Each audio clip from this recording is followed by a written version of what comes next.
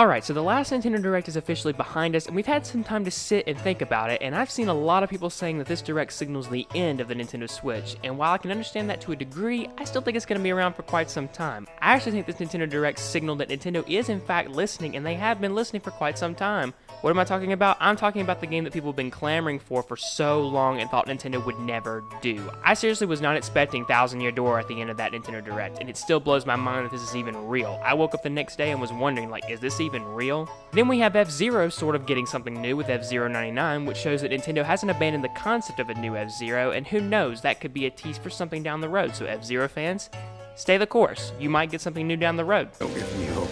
Speaking of things coming later down the road, I want to briefly talk about Nintendo Switch 2. I know it's something I don't really talk about on this channel because we really don't know when it's coming, and there's a lot of rumors, sources saying that it's coming, and I've been burned before. I'm not going to get burned again. But this Nintendo Direct pretty much told me that Nintendo's next system, whatever it may be, has to be backwards compatible. There is no way Nintendo announces the Thousand Year Door and then suddenly make it unplayable on the next system. And the same can be said for so many other games as well. Tears of the Kingdom, the sequel to Breath of the Wild, now the biggest Zelda game ever made. Really? You're gonna make that unplayable? No. Games on the current Nintendo Switch will carry over and be playable in the next gen. I'm calling it right now. Another thing that I am definitely certain of now is that sooner or later we have got to be getting the ports of Wind Waker and Twilight Princess. It's just a matter of when are they going to do it. I don't think they wanted to give them to us this year, mainly because Mario's getting all this love and shine, and Tears of the Kingdom is still riding such a high wave of hype since its release, and many still haven't even finished the game yet. But if Nintendo all this time was working on Thousand Year Door, there is no doubt they have to be working on these Zelda ports as well. They might already be done. Wouldn't be the first time they did this. Later today. Nintendo eShop later today.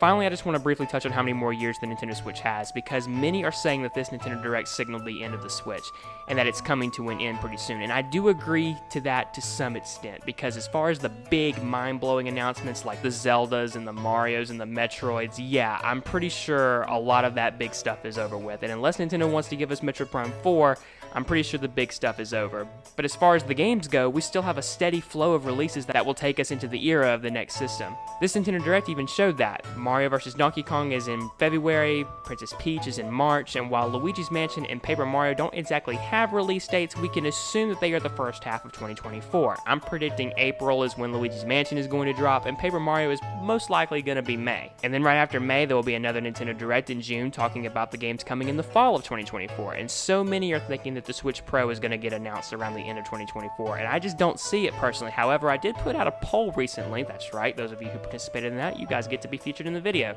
You know who you are. But it seems like most of you think it's going to be 2024 or 2025, but for me personally, I'm honestly leaning more towards 2025 at the earliest, meaning the Switch still has a whole other year to go, and even then, I think Nintendo is going to maintain support for the system for a couple more years and slowly phase it out over time. For example, I think Metroid Prime 4 is almost definitely going to be a cross-gen release. There is no way now I see that being held for the next system. If you want to showcase the graphical prowess of your next system, use Metroid, because we saw how Metroid Prime Remastered looked. It looked amazing. But yeah, there were also some of you who thought this system was probably going to come out in 2026 and 2027. Now, fun fact about 2027, Nintendo said they wanted 10 years of life out of this Nintendo system, meaning if they are true to their word, that means 2027 is probably when we're going to see the next system. So I could see it possibly being 2027 as well, so who knows. But the bottom line is, guys, I don't think the Nintendo Switch is ending anytime soon. However, I do see it slowing down.